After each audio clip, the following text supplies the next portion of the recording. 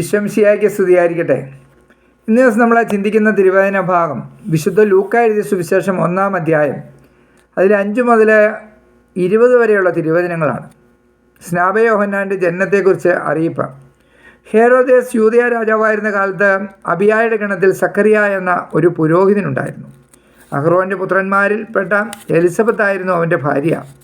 അവർ ദൈവത്തിൻ്റെ മുമ്പിൽ നീതിനിഷ്ഠരും കർത്താവിൻ്റെ കൽപ്പനകളും പ്രമാണങ്ങളും കുറ്റമറ്റ വിധം അനുസരിക്കുന്നവരുമായിരുന്നു. അവർക്ക് മക്കളുണ്ടായിരുന്നില്ല.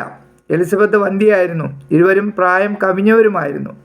തൻ്റെ ഗണത്തിന് നിശ്ചയിക്കപ്പെടുന്ന ക്രമം അനുസരിച്ച് ദൈവസന്നിധിയിൽ ശുശ്രൂഷ നടത്തി വരവേ പൗരോഹിത്യ വിധിപ്രകാരം കർത്താവിൻ്റെ ആലയത്തിൽ പ്രവേശിച്ച് ധൂപമർപ്പിക്കാൻ സക്കറിയായ്ക്ക് കുറി വീണു.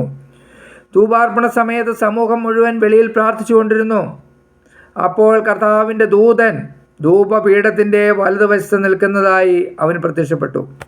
അവനെ കണ്ട് സക്കറിയ അസ്വസ്ഥനാവുകയും ഭയപ്പെടുകയും ചെയ്തു. ദൂതൻ അവനോട് പറഞ്ഞു, സക്കറിയ, ഭയപ്പെടേണ്ട, നിന്റെ പ്രാർത്ഥന കേട്ടിരിക്കുന്നു. നിന്റെ ഭാര്യ എലിസബത്തിൽ നിനക്ക് ഒരു പുത്രൻ ജനിക്കും. നീ അവന് യോഹന്നാൻ എന്ന് പേരിടണം. നിനക്ക് ആനന്ദവും സന്തുഷ്ടിയും ഉണ്ടാകും. അനേകർ അവൻ്റെ ജനനത്തിൽ ആഹ്ലാദിക്കുകയും ചെയ്യും. കർത്താവിൻ്റെ സന്നിധിയിൽ അവൻ വലിയവനായിരിക്കും. വീഞ്ഞോ മറ്റ് ലഹരി പാനീയങ്ങളോ അവൻ കുടിക്കുകയില്ല. അമ്മയുടെ ഉദരത്തിൽ വെച്ച് തന്നെ അവൻ പരിശുദ്ധാത്മാവിനാൽ നിറയും. ഇസ്രായേൽ മക്കളിൽ വളരെ പേർ അവരുടെ ദൈവമായ കർത്താവിലേക്ക് അവൻ തിരികെ കൊണ്ടുവരും.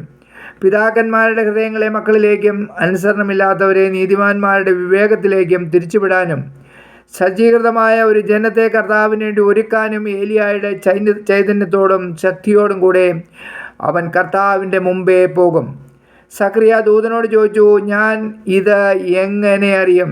ഞാൻ വൃദ്ധനാണ്, എൻ്റെ ഭാര്യ പ്രായം കവിഞ്ഞവളുമാണ്. ദൂതൻ മറുപടി പറഞ്ഞു, ഞാൻ ദൈവസന്നിധിയിൽ നിൽക്കുന്ന ഗബ്രിയേലാണ്. നിന്നോട് സംസാരിക്കാനും സന്തോഷകരമായി വാർത്ത നിന്നെ അറിയിക്കാനും ഞാൻ അയക്കപ്പെട്ടിരിക്കുന്നു. യഥാകാലം പൂർത്തിയാകേണ്ട എൻ്റെ വചനം അവിശ്വസിച്ചതുകൊണ്ട് നീ മൂകനായിത്തീരും. ഇവ സംഭവിക്കുന്നതുവരെ സംസാരിക്കാൻ നിനക്ക് സാധിക്കുകയില്ല. Praise the Lord. തിരുവചനത്തിൽ അത്ര വളരെ വ്യക്തമായ കാര്യങ്ങൾ പറഞ്ഞിരിക്കുകയാണ്. സ്നാപക യോഹന്നാൻ്റെ ജനനത്തെക്കുറിച്ച് പറയുന്നു. സ്നാപക യോഹന്നാൻ ആരായിരിക്കുമെന്ന് വളരെ വ്യക്തമായി പറയുന്നു. സ്നാപക യോഹന്നാനിലൂടെ അനേകർ ക്രിസ്തുവിലേക്ക് കടന്നു വരുമെന്ന് പറയുന്നു. ക്രിസ്തുവിൻ്റെ മുമ്പേ പോകാനായിട്ട് ഒരുക്കപ്പെട്ടവനാണ്, കർത്താവിനെ മുമ്പേ വഴിയൊരുക്കാൻ വിളിക്കപ്പെട്ടവനാണ് സ്നാപകൻ എന്ന് പറയുന്നു. എല്ലാം വ്യക്തമായി പറയുകയാണ്. പക്ഷേ ഈ പറഞ്ഞ ഞാനും നിങ്ങളുമൊക്കെ ആണെങ്കിലും കർത്താവ് നമ്മളോട് സംസാരിക്കുമ്പോൾ പലപ്പോഴും നമ്മൾ അവിശ്വസിക്കാറില്ലേ? ഒന്ന് ചിന്തിച്ചു നോക്കിയേ, ചിന്തിക്കണം. കർത്താവ് വാഗ്ദാനങ്ങളിൽ വിശ്വസ്തനാണ്. കർത്താവ് പറഞ്ഞാൽ പറഞ്ഞതുപോലെ തന്നെ നടത്തും. നമ്മൾ ഓർക്കും ഇതെങ്ങനെ സംഭവിക്കുമെന്ന്. കണ്ടോ, വാർദ്ധക്യത്തിലായിരിക്കുന്നവരാണ് അവർ. കർത്താവിൻ്റെ ശുശ്രൂഷന അതിനകത്ത് വളരെ വ്യക്തമായിട്ട് പറയുകയാണ്. അതായത് ശരിക്കും പറഞ്ഞാൽ പൗരോഹിത്യ ആ ഒരു വിളി, അതിനെ പൗരോഹിത്യ വിധിപ്രകാരം കർത്താവിൻ്റെ ആലയത്തിൽ പ്രവേശിച്ച് ധൂപം സമർപ്പിക്കാൻ സക്കറിയായ്ക്ക് കുറി വീണു. അപ്പോൾ ധൂപാർച്ചന എന്ന് പറഞ്ഞാൽ എത്രമാത്രം വലിയൊരു കാര്യമാണെന്ന് നോക്കുക. ഇന്ന് നമ്മുടെയൊക്കെ ദേവാലയങ്ങളിൽ ധൂപമർപ്പിക്കാനായിട്ട് പുരോഹിതരെ ചെയ്യുന്നു, പുരോഹിതർ ചെയ്യുന്നു, അതുപോലെ തന്നെ ശുശ്രൂഷ ചെയ്യുന്നു. ആ ശുശ്രൂഷ ചെയ്യുന്ന സമയമൊക്കെ എന്ന് പറഞ്ഞാൽ ഈ ധൂപാർച്ചന സമയം എന്നൊക്കെ പറഞ്ഞാൽ കർത്താവിന് ഭയങ്കര പരിമളം ഒഴുകിയിറങ്ങുന്ന സമയങ്ങളാണ്. നമ്മൾ അതിനെയൊക്കെ എത്രമാത്രം ഇതോട് നമ്മൾ സ്വീകരിക്കാൻ നമുക്ക് സാധിക്കുന്നുണ്ടെന്ന് ചിന്തിക്കണം. അത് കുറി വീണാണ് അത് ധൂപാർച്ചനയ്ക്ക് ഇത് വരുന്നത്. ഇന്നിപ്പോൾ അങ്ങനെയാണോ? ഇന്നിപ്പോൾ ധൂപാർച്ചന നടത്തുന്ന വ്യക്തികൾ തന്നെ ചിന്തിക്കാറുണ്ടോ ഇത്രമാത്രം ഒരു വലിയ ശ്രേഷ്ഠമായ കാര്യമാണ് നമ്മൾ ചെയ്യുന്നതെന്ന്? ചിന്തിക്കണം, ഇതിനെക്കുറിച്ചൊക്കെ ചിന്തിക്കണം. ഈ തിരുവചനത്തിൽ പറയുന്ന കാര്യങ്ങൾ അത് വളരെ വ്യക്തമായി അത്രമാത്രം ആ ഒരു വിളിക്കപ്പെട്ടവർക്ക് വേണ്ടി മാത്രമുള്ള ഒരു ശുശ്രൂഷയാണത്. അപ്പം സ്വർഗം സന്തോഷിക്കുന്ന ശുശ്രൂഷയാണത്. ഈശോയെ നമ്മൾ ധൂപാർച്ചന വഴിക്ക് സന്തോഷിപ്പിക്കുകയാണ്. മനസ്സിലായോ?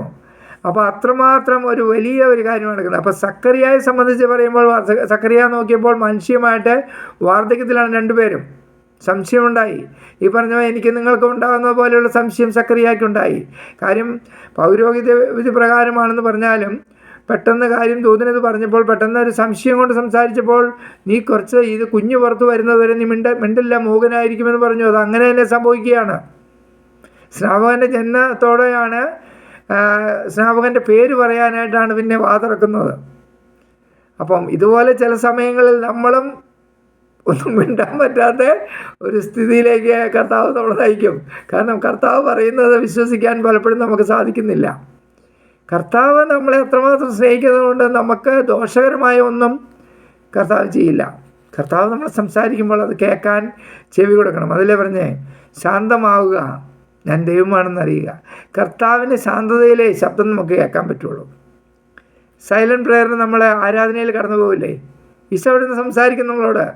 നമ്മൾ കുറേ കോലാഹലമൊക്കെ പറയും, അതില്ല ഇതില്ല നമുക്ക്.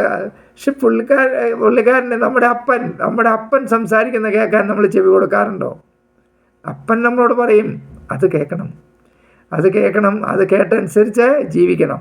അപ്പം നമുക്ക് തീർച്ചയായിട്ടും തമ്പുരാനെ മറ്റുള്ളവർക്ക് വിളമ്പി കൊടുക്കാൻ പറ്റും. ഈശോ ഈ വചനം ശ്രവിച്ചുകൊണ്ടിരിക്കുന്ന എല്ലാ മക്കളെയും സമൃദ്ധമായി അനുഗ്രഹിക്കട്ടെ. ഈ തിരുവചനത്തിൻ്റെ അനന്തമായ ശക്തി നിങ്ങളെയും നിങ്ങളുടെ കുടുംബങ്ങളെയും അനുഗ്രഹിക്കട്ടെ എന്ന് പ്രാർത്ഥിക്കുന്നു. ആമേൻ. ഈശോ മിശിഹായ്ക്ക് സ്തുതിയായിരിക്കട്ടെ.